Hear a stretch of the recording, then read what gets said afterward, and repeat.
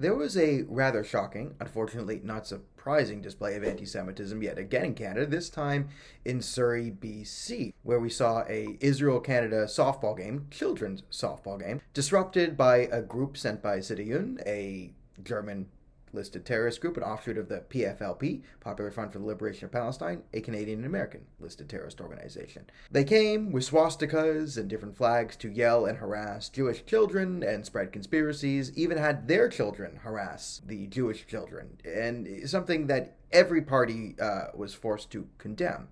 However, the way in which they condemned it sends a much worse message, as it is pretty clear that David Eby, Premier, has decided that the use of anti-Semitism will be part of his election campaign. And by this, he has made the clear calculation that there are more anti-Semites than there are Jews, that the Conservative Party and John Rossiter are surging, and that he will need the vote of the rabid anti-Semites to remain Premier. So, what did he say?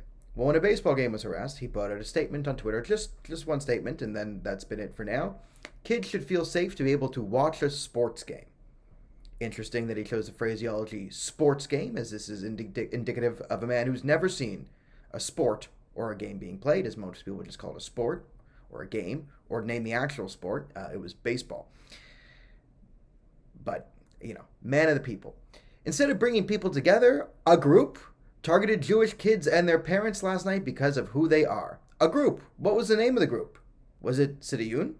The same group whose leader, Charlotte Cates, went on the steps in BC and declared that October 7th was great and people should be more like Hamas and Hezbollah and carry on the message of October 7th to Canada.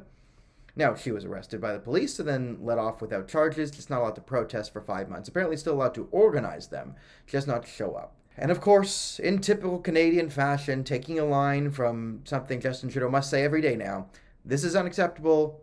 Hate has no place in our province.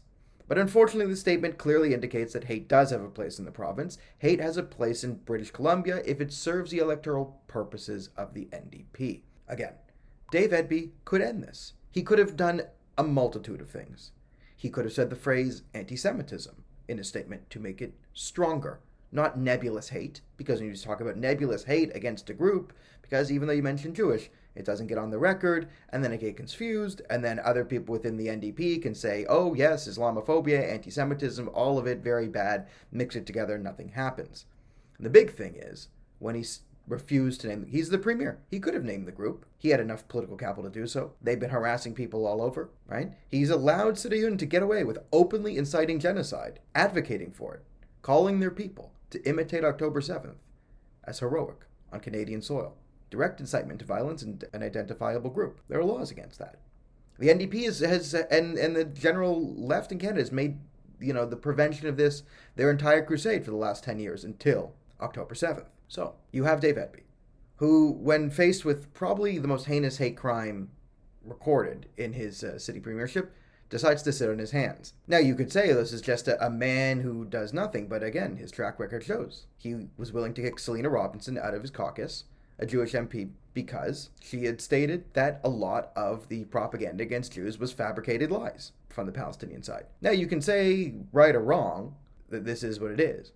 But if you're going to kick a Jewish MP or MLA out of caucus, a senator, or a minister even, you should have it on some grounds.